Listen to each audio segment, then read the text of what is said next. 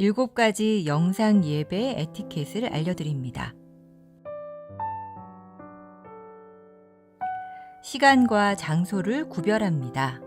하나님께서 말씀으로 임하시는 거룩한 시간입니다. 일상을 잠시 중단하고 예배를 위한 시간을 구별하여 조용한 장소로 이동합니다.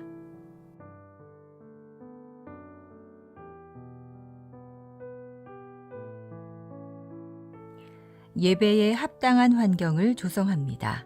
예배 전 예배 집중을 방해하는 요인을 차단하고 자리를 정돈합니다.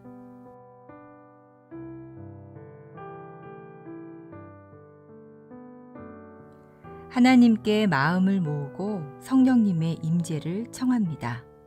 단정한 복장과 바른 태도로 자리에 앉아 1, 2분간 침묵으로 성령님의 임재를 청하는 기도를 드립니다.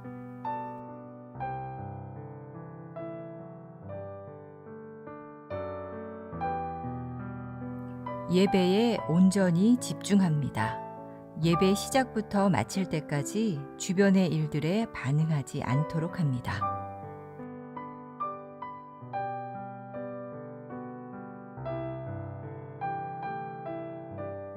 몸과 목소리로 적극 참여합니다.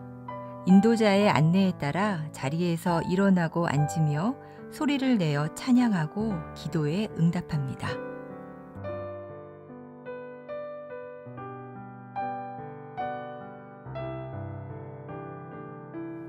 헌금은 온라인 계좌를 통해 봉헌하도록 합니다. 예배의 정신을 살리기 위해 작은 접시를 준비하여 헌금을 그곳에 올리도록 하고 예배 후 모아서 교회 계좌로 송금합니다.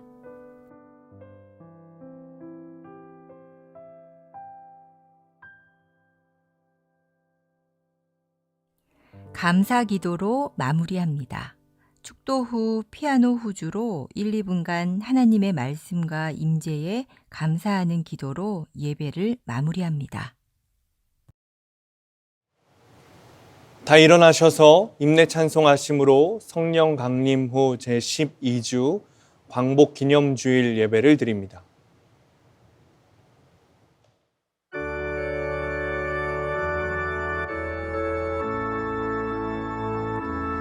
모든 영광과 존귀와 능력 받으소서 받으소서. 영광과 존귀와 능력 받으소서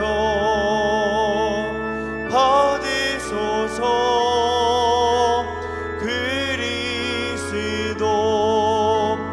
살아계신 하나님 영광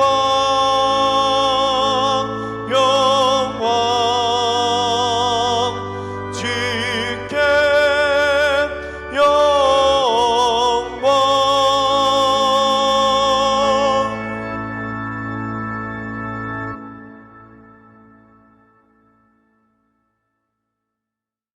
여호와 우리 하나님이여, 우리를 구원하사 여러 나라로부터 모으시고 우리가 주의 거룩하신 이름을 감사하며 주의 영예를 찬양하게 하소서. 여호와 이스라엘의 하나님을 영원부터 영원까지 찬양할지어다. 모든 백성들아 아멘 할지어다. 할렐루야. 우리의 힘과 능력이 되시는 하나님 아버지 감사합니다.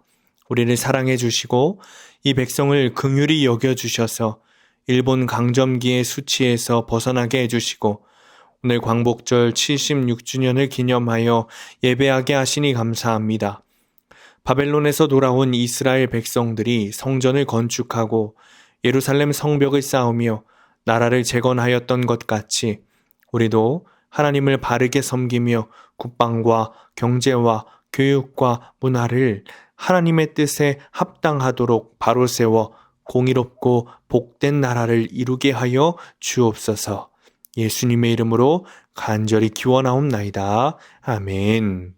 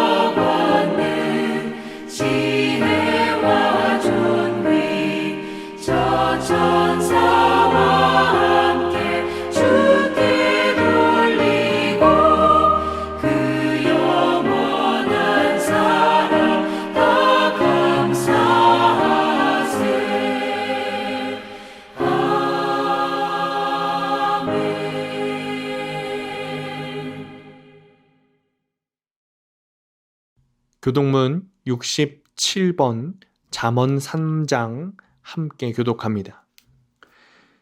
지혜를 얻은 자와 명철을 얻은 자는 복이 있나니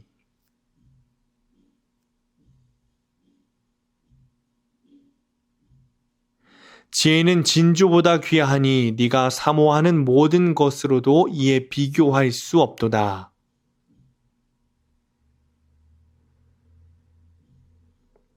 그 길은 즐거운 길이요 그의 지름길은 다 평강이니라.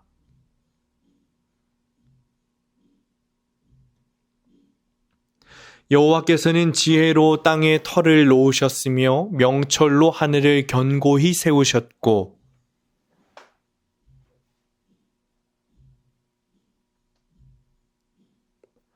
내 아들아 완전한 지혜와 근신을 지키고 이것들이 네 눈앞에서 떠나지 말게 하라.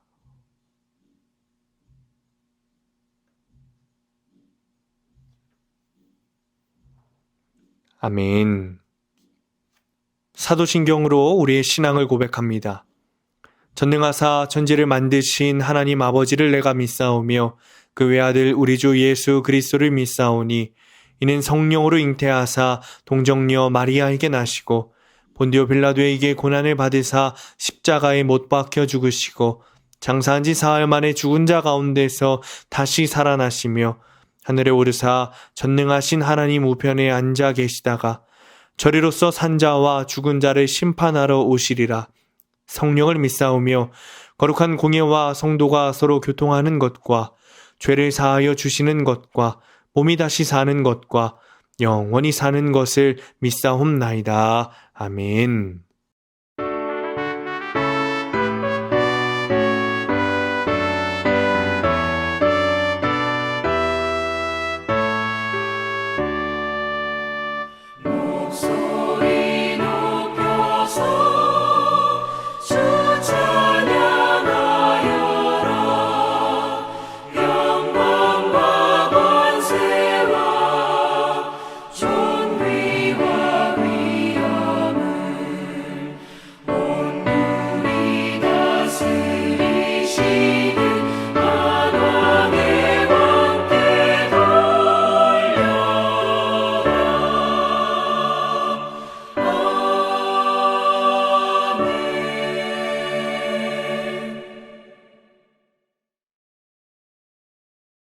기도하겠습니다.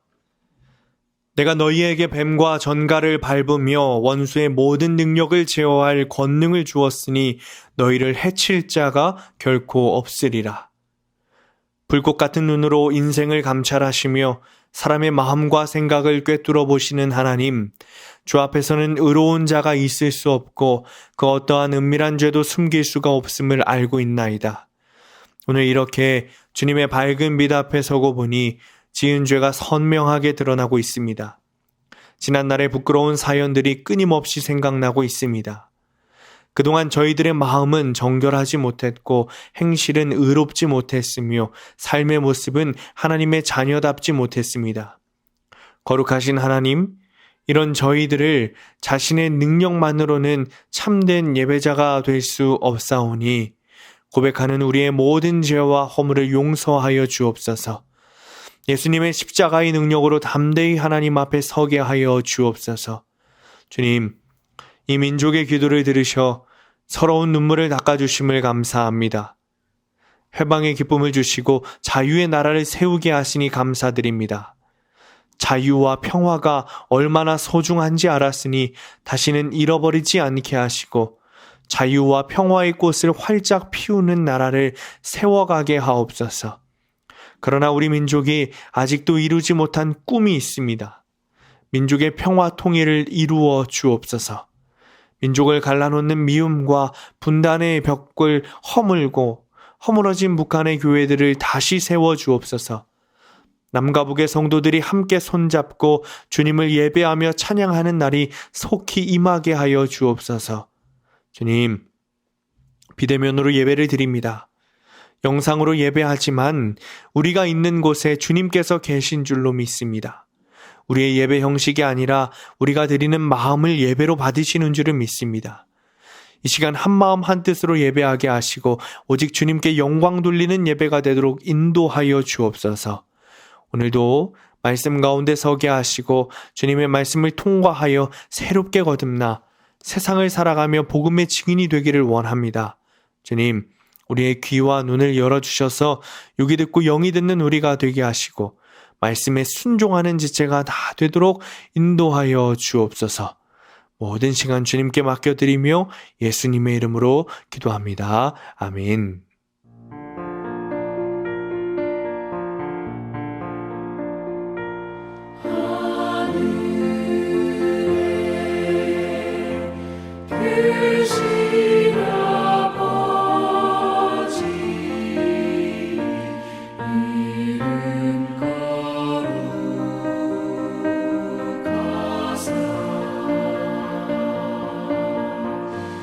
주님 나라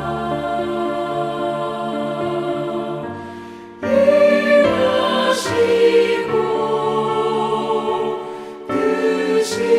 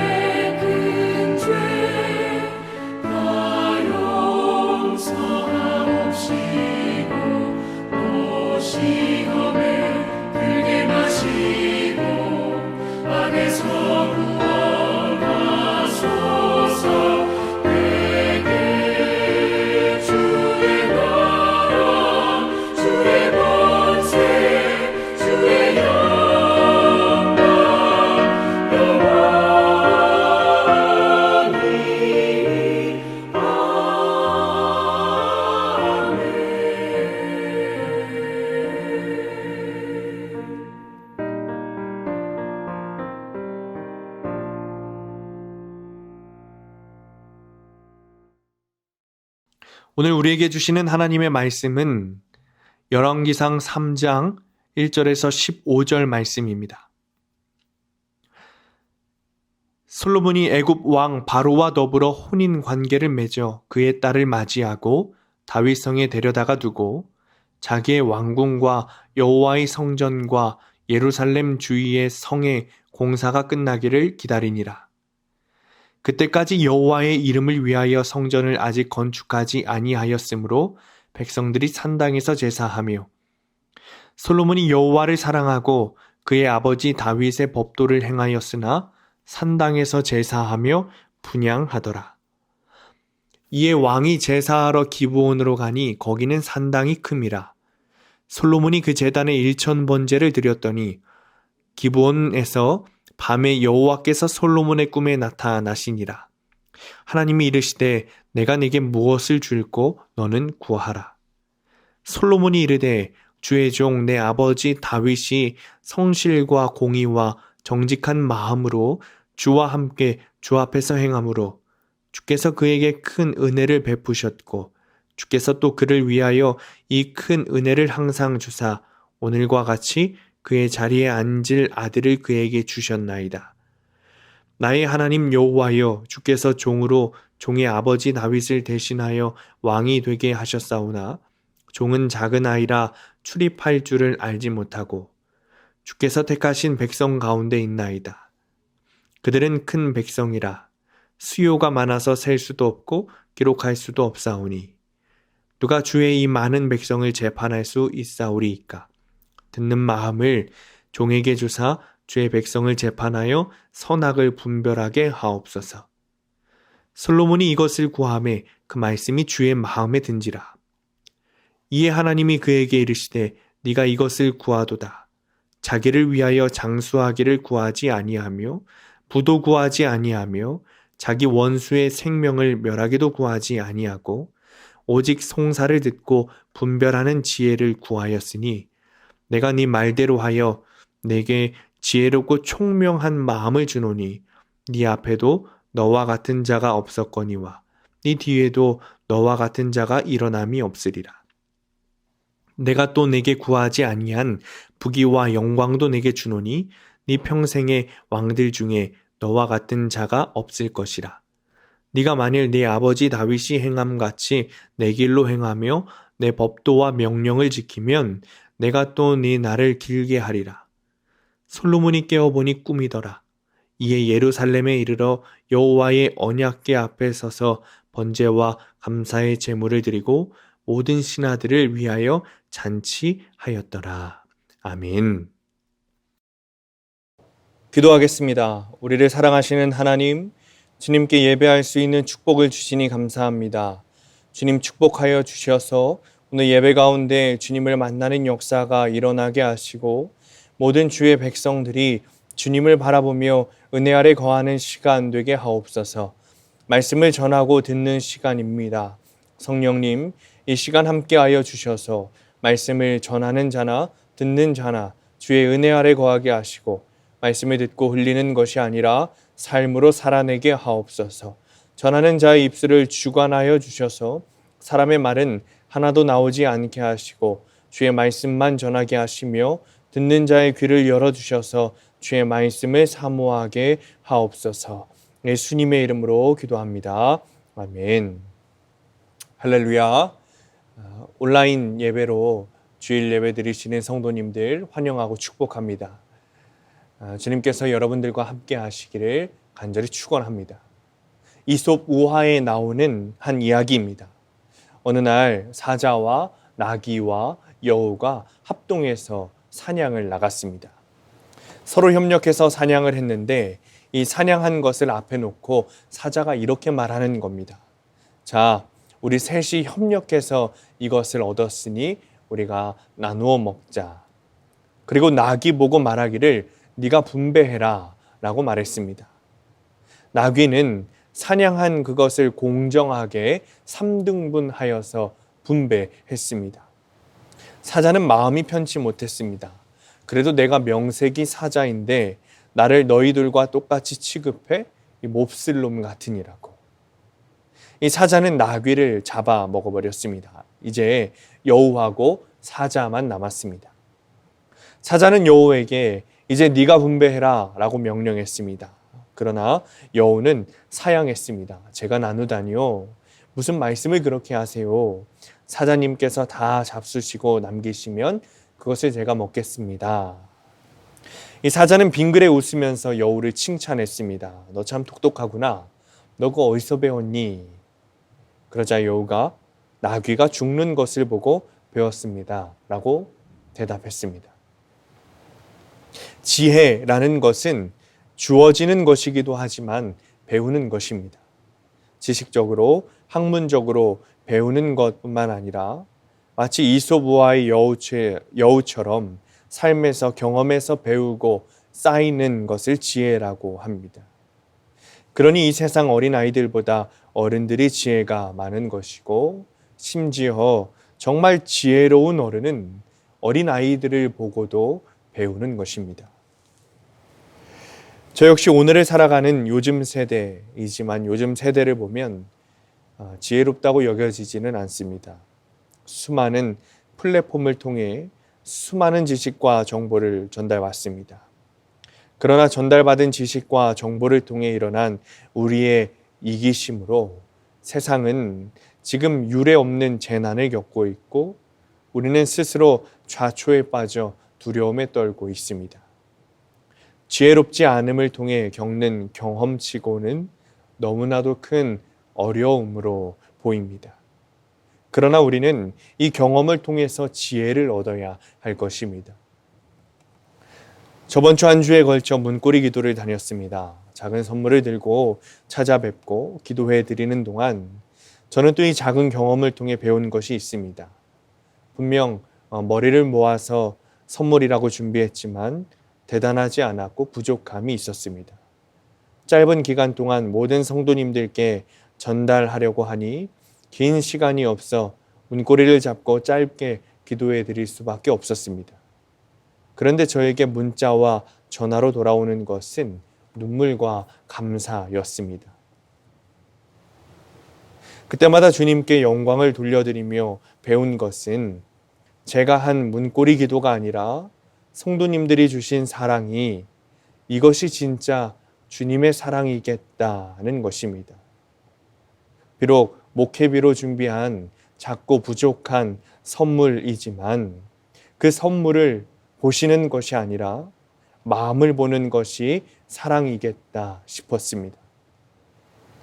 그리고 여러분을 통해 예수님의 사랑이 무엇인지 또 배우고 경험하게 되었습니다. 더불어 성도님들의 사랑을 통해 깨닫는 것은 여전히 저에게는 사랑이 부족하다는 것입니다. 사랑하겠다고 시작했지만 여전히 사랑받기 좋아하는 사람이 저였고 성도님들의 사랑에는 한참 못 미친다는 것이 그것입니다. 이 사실이 너무나 뼈저리게 깨달아지는 터라 문고리 기도를 마치고 주님께 크게 회개하는 시간을 가졌습니다. 사랑을 드리려고 시작한 것이 성도님들께 사랑을 받는 시간이 되고 하나님께 은혜를 받는 참 감사한 시간이었습니다. 오늘 본문은 역사상 가장 지혜로웠던 왕 솔로몬에 대한 이야기입니다. 그리고 오늘 본문은 솔로몬의 지혜의 근원에 대해 다루는 내용이 서술되어 있습니다. 솔로몬이 기브온 산당에서 기도하던 중에 주님께서 밤에 솔로몬을 찾아오셨습니다. 정확히 이야기하자면 꿈에 찾아오셨습니다. 그리고 너에게 지금 필요한 것이 무엇이냐고 주님께서 솔로몬에게 물어보셨습니다. 그러자 이 솔로몬이 아주 기특한 대답을 합니다. 9절에 말하기를 듣는 마음을 주십시오 라고 말합니다. 이 듣는 마음은 우리가 알다시피 지혜와 총명이었습니다. 그리고 주님께서는 솔로몬에 대한 감복을 하시고 지혜와 총명뿐만 아니라 부귀와 영광을 주시고 솔로몬의 일생 동안 그만한 사람이 없을 것이라고 축복해 주셨습니다. 사실 솔로몬은 교회에서 굉장히 영웅시하는 인물 중에 하나입니다. 그의 생애를 들여다보면 그렇습니다. 누구보다 뛰어난 지혜를 가졌고 이스라엘이 가장 번성했던 때입니다. 엄청난 성공을 이루었고 모든 이들이 그를 사랑했습니다. 그러나 성경에서 말하는 솔로몬은 어떻습니까? 오늘 본문은 2020년 7월 26일에 드러내짐이라는 제목의 설교를 통해 함께 나누었던 적이 있는 본문입니다. 당시 본문은 마태복음으로 되어 있지만 당시 교회력 구약 본문이 이 내용입니다. 그 설교를 통해 저는 솔로몬을 실패한 인생이라고 말했습니다. 지금도 역시 그렇게 생각하고 여전히 성경을 통해 솔로몬을 묵상하면 주어지는 동일한 마음입니다. 오늘 복음서의 말씀은 요한복음 6장 51절부터 58절까지의 말씀입니다. 계속해서 예수님과 따라온 회중들이 생명의 떡이라는 주제를 가지고 대화를 나누는 내용이 나옵니다.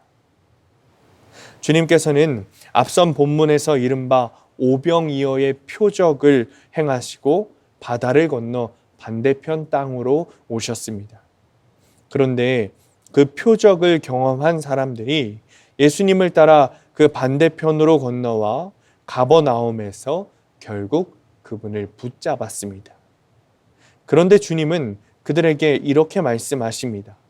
너희가 나를 찾는 것은 표적을 보았기 때문이 아니라 배를 채웠기 때문이다.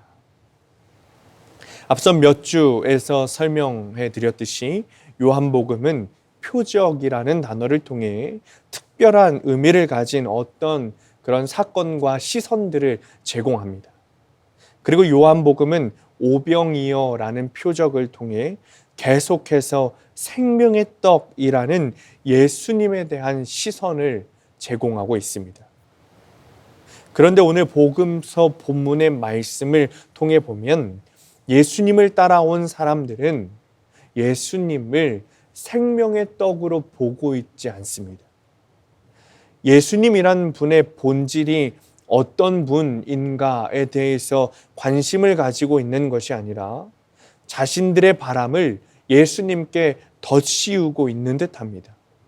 그 사람들의 바람은 마치 출애굽 시대의 모세처럼 당장 나의 배고픔을 해결해 줄 수 있는 지도자로 바라보고 있는 것이죠. 사실 이 모습은 우리를 참 답답하게 합니다. 이유가 있습니다. 물론 예수님께서는 그들의 당장의 배고픔을 해결해 주실 수 있는 분이십니다. 그러나 예수님께서 본인이 생명의 떡이시라는 것을 단 한 번만 말씀하신 것이 아닙니다. 오병이어의 표적을 일으키셨을 때부터 사람들을 피하시고 다시 만난 이때까지 계속해서 말씀하시고 계십니다. 그러나 예수님의 말씀을 듣고 있는 이 청중들의 반응은 여전합니다. 마치 만날 수 없는 기찻길처럼 예수님과 청중이 평행선을 가고 있는 듯합니다. 그럼에도 불구하고 예수님께서는 청중들에게 아주 침착하게 생명의 떡, 그리고 자신 예수 그리스도에 대해 설명하십니다. 자신의 살과 피를 먹으라는 말씀에 모세를 떠올렸던 그 회중들에게 예수님께서는 모세가 주는 떡을 먹은 사람들은 다 죽었지만 생명의 떡이신 예수 그리스도를 먹는 사람은 영원히 살 것이라고 말씀하셨습니다. 하지만 청중들의 반응은 싸늘합니다. 여전히 어려워하면서 무슨 말씀인지 몰라 했습니다. 우리는 이 모습을 보고 여전히 답답해합니다. 청중들의 대답에 답답해합니다. 왜 못 알아들을 수 있을까? 예수님을 믿으면 되는 것 아닌가? 예수님이 눈앞에 있지 않은가라고 생각합니다. 그러나 이 말씀은 우리에게 아주 중요한 말씀입니다. 그냥 그렇게 이도저도 아닌 듯이 당연하다는 듯이 넘어갈 문제가 아닙니다. 우리 역시 계속해서 예수님 앞에 있는 청중들과 같은 고민을 하고 있기 때문입니다. 그것은 영원한 양식과 일용할 양식 사이에 생기는 갈등입니다. 우리는 그냥 예수님과 말씀 속 청중들을 바라보는 제3자의 입장에서 이 말씀을 바라볼 것이 아니라 주님 앞에서, 예수님 앞에서 말씀을 듣고 있는 이 이스라엘 사람들이 되어 주님의 이야기를 들어보아야 합니다. 우리는 말씀 가운데 예수님을 바라보면 된다, 예수님을 믿으면 된다라는 말을 굉장히 많이 듣습니다. 그리고 저 역시 설교 가운데 가장 많이 사용하는 문장이 이 문장입니다. 그리고 그렇게 믿습니다. 그런데 어떻습니까? 우리의 삶은 여전히 각박합니다. 먹고 사는 문제의 무게감은 정말 큽니다. 때로는 우리의 모든 앞을 막아버리고는 합니다. 정말 캄캄할 때가 있습니다. 이 시대에 무슨 그런 일이 있냐라고 말하지만 그렇지 않습니다. 정말 생존의 문제가 있습니다. 당장 월세가 문제가 됩니다. 당장 생활비의 문제가 됩니다. 당장 밀린 관리비 청구서가 우리의 삶에 큰 문제가 됩니다. 우리에게는 주님 앞에 있는 이 사람들처럼 지금 당장 먹을 일용할 양식이 필요합니다. 그런데 우리의 상황 속에서 주님이 말씀하시는 영원한 양식, 생명의 떡을 바라보기는 쉽지 않은 것입니다. 때로는 돈을 좀 벌고 생활이 좀 안정된 후에 주님을 찾겠다는 말을 하기도 합니다. 정말 그런 마음이 들기도 합니다. 그러니 이 청중들을 글로 읽어낼 때는 답답해 보일지 몰라도 내가 그 앞에 서 있다고 생각하면 오히려 예수님의 말씀이 우리를 답답하게 할지도 모르겠습니다. 우리에게는 지금 먹을 일용할 양식이 필요하기 때문입니다.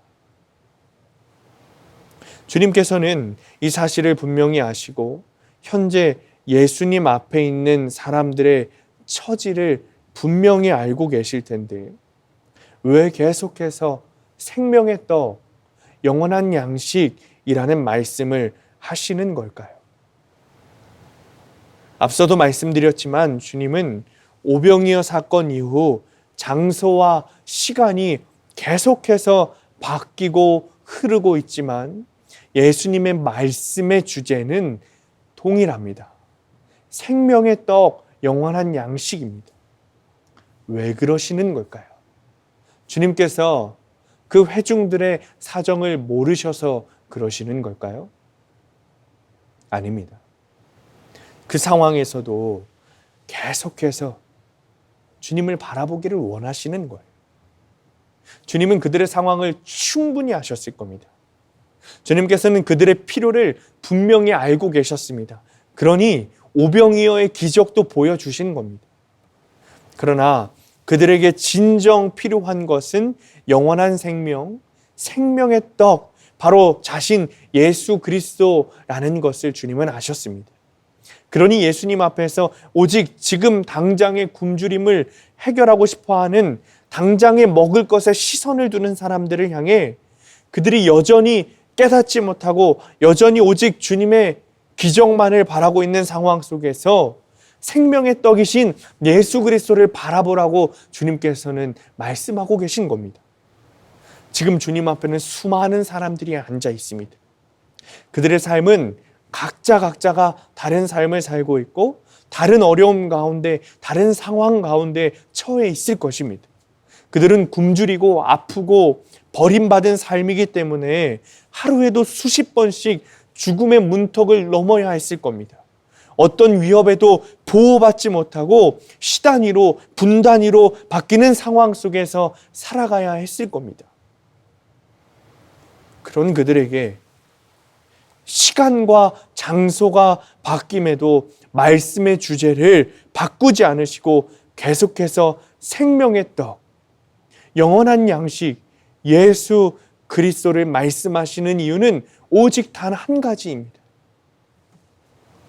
너희들의 삶에 어떤 상황이 오더라도 시간이 흐르고 장소들이 바뀌어도 계속해서 시선을 두어야 할 것은 오직 나 예수 그리스도라고 주님께서 말씀하시고 계신 겁니다.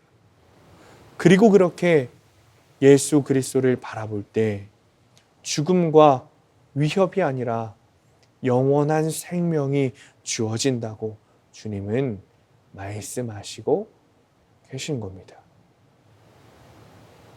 오늘 본문인 열왕기상으로 돌아와 봅시다. 앞서 저는 성경에서 솔로몬을 실패한 인생이라고 부른다고 말했습니다.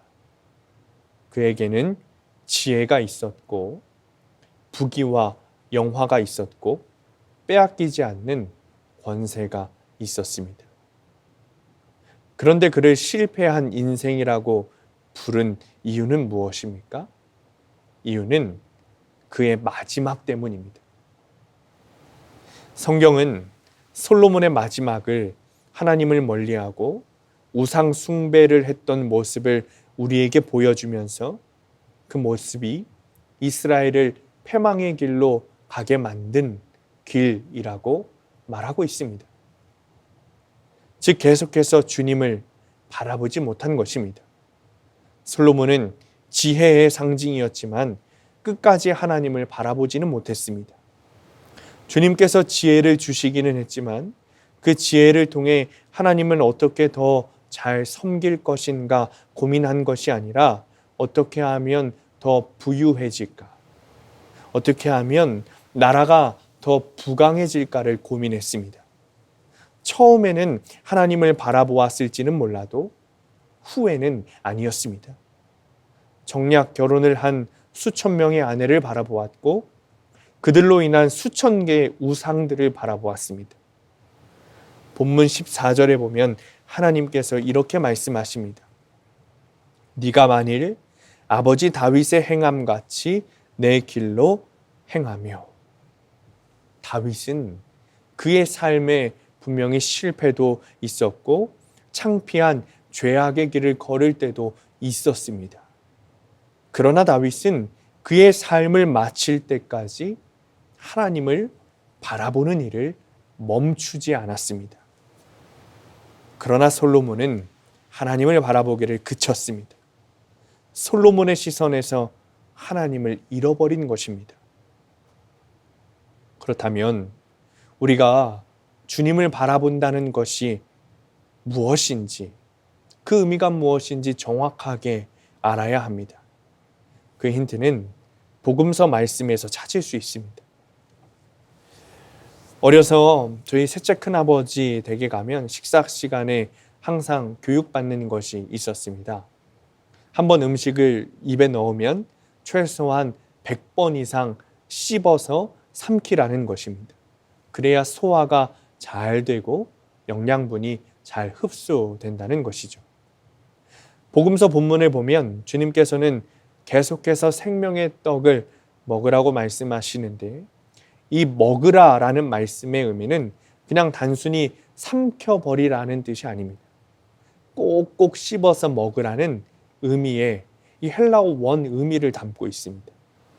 그냥 먹으라는 의미보다 조금 더 강한 의미를 담고 있는 단어가 오늘 이 본문에서 사용되고 있는 단어입니다. 즉 주님께서 지금 이스라엘 백성들에게 생명의 떡을 먹으라고 말씀하시는 것은 그냥 보이는 예수님을 몇 번 씹어보지도 않은 채 꿀꺽 삼켜버리라는 뜻이 아닙니다. 예수 그리스도라는 분을 정말 내 안에서 다 소화시킬 수 있도록 잘근잘근 씹어 먹어야 한다는 겁니다. 사랑하는 성도님들, 예수님을 먹는다는 것은 하늘에서 오신 분, 하나님의 아들, 우리의 구원자라는 정도의 것만을 받아들이는 것이 아닙니다. 물론 이것조차도 엄청난 의미이지만 예수님을 먹는다는 것은 죄인인 내가 예수 그리스도를 십자가에 못 박았다는 사실, 그리고 예수님께서 십자가에서 우리를 위해 희생하셨기 때문에 우리가 생명을 얻고 살 수 있게 되었다는 사실, 그 사실을 내 안에서 소화하고 믿어지도록 계속해서 곱씹는 것을 의미합니다. 그리고 그것을 통해 주님께서 우리를 사랑하신다는 것이 믿어지게 되고 주님의 사랑으로 모든 사람을 바라보게 되는 것, 그것이 주님께 시선을 두는 것, 주님을 바라보는 것입니다. 사랑하는 성도님들, 주님을 바라본다는 것은 생명의 떡이신 주님을 내 안에서 곱씹고 소화시켜서 우리가 주님으로 오늘을 사는 것입니다. 그냥 막연히 바라보는 것이 아닙니다. 우리가 먹은 것을 통해 에너지를 얻어 살듯이 예수님이 내 안에서 소화되면 예수님을 통해 내가 예수님으로 사는 것입니다. 그러나 여전히 연약하여 주님을 바라볼 수 없는 우리는 성령님의 도우심을 구해야 합니다. 오늘 교회력 서신서 본문인 에베소서 5장 17절 18절에 이렇게 말하고 있습니다. 세 번역 성경입니다. 그러므로 어리석은 자가 되지 말고 주님의 뜻이 무엇인지를 깨달으십시오. 술에 취하지 마십시오. 거기에는 방탕이 따릅니다. 성령의 충만함을 받으십시오. 여러분, 술에 취한 사람을 보면 어떻습니까? 그 사람이 단번에 술 취했다는 것을 알 수 있습니다. 얼굴이 빨개져 있거나 혀가 꼬부라져 있거나 걸음걸이가 바르지 않습니다. 술이 그 사람을 그렇게 만든 겁니다. 18절에 술에 취하지 마십시오. 거기에는 방탕이 따릅니다. 라는 말이 그 뜻입니다. 반대로 성령 충만함을 받은 사람도 마찬가지입니다. 성령 충만함을 받은 사람들을 보면 그 사람이 성령 충만하다는 것을 알 수 있습니다. 에베소서 5장 19절 20절입니다. 시와 찬송과 신령한 노래들로 서로 화답하며 너희의 마음으로 주께 노래하며 찬송하며 범사의 우리 주 예수 그리스도의 이름으로 항상 하나님 아버지께 감사하며. 성령에 충만한 사람은 성령님을 닮아가게 되어 있습니다. 성령님이 원하시는 대로 따라가게 되어 있습니다. 오직 찬송합니다. 주님께 찬송하고 서로 화답합니다. 매사에 불평하고 불만하는 것이 아니라 범사의 주님의 이름으로 하나님께 감사합니다. 성령님을 따르는 거예요. 성령님을 닮는 거예요. 성령 충만한 사람은 성령님이 그 안에 계시다는 것이 눈에 보이게 되어 있습니다. 우리는 계속해서 주님을 바라보아야 합니다. 주님을 바라보지 않은 것에 대한 결과는 주님께서 솔로몬을 통해 보여주셨습니다.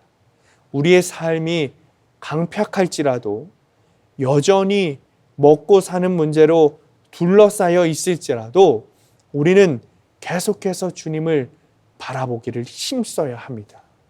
예수님께서는 복음서 본문에 있는 회중에게 그러시는 것처럼 지금도 계속해서 생명의 떡인 나를 먹으라 라고 말씀하고 계십니다.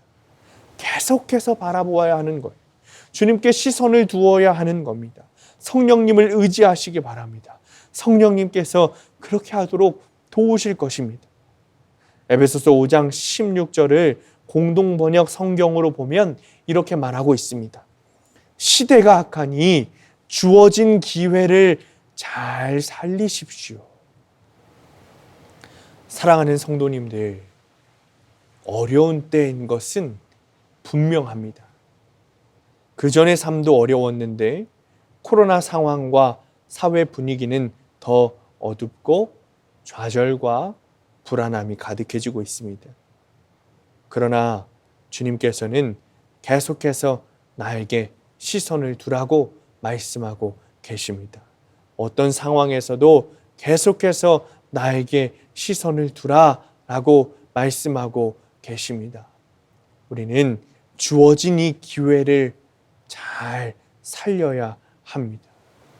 사랑하는 성도님들, 진짜 지혜는 솔로몬이 지식적으로 지혜를 얻고 나라를 잘 다스리고 자신이 부자가 되고 부유해지고 잘 되는 것이 아니라 진짜 지혜는 예수님을 계속해서 끝까지 바라보는 것이 진짜 지혜입니다.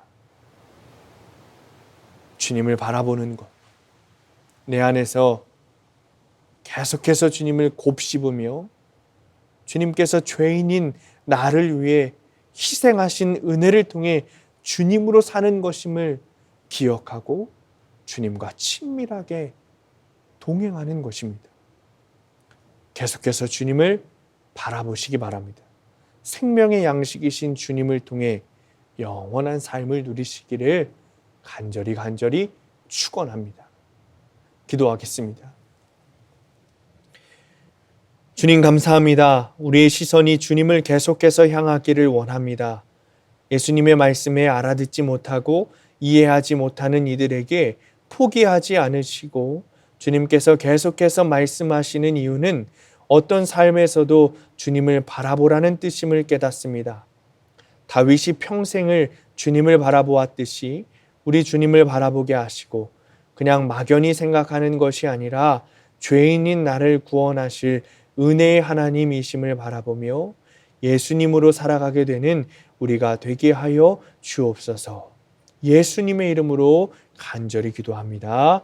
아멘.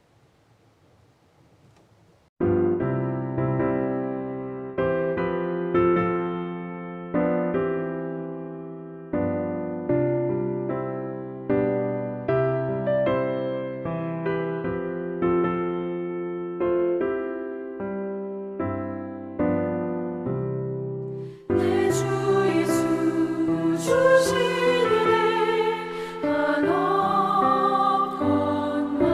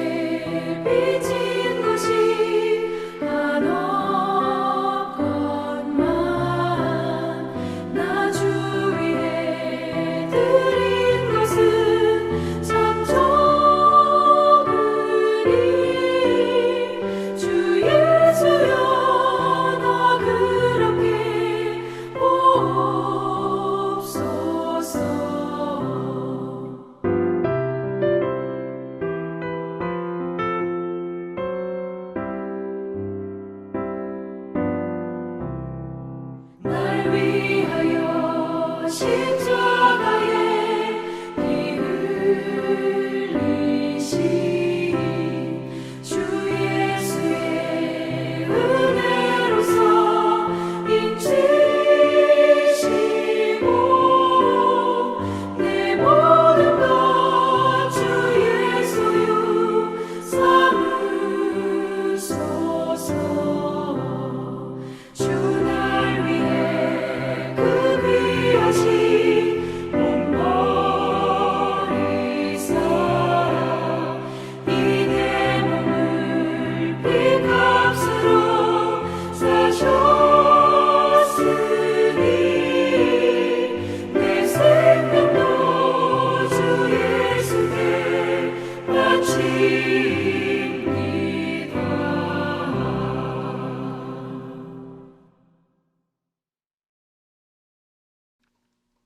빼앗긴 나라를 되찾고 기쁨으로 주님을 예배하게 하심을 감사드립니다.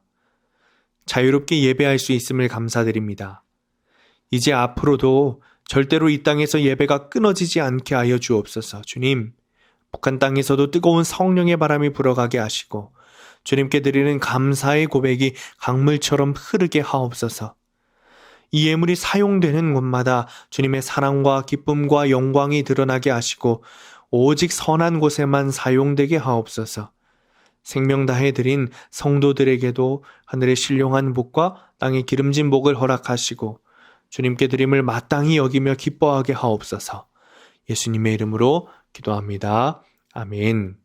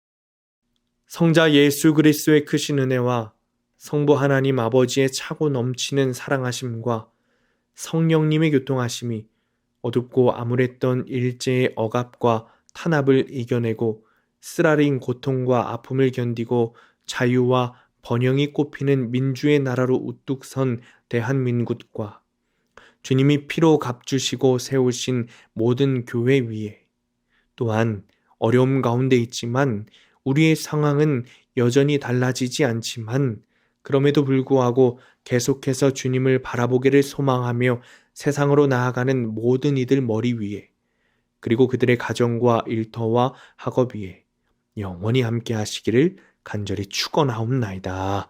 아멘.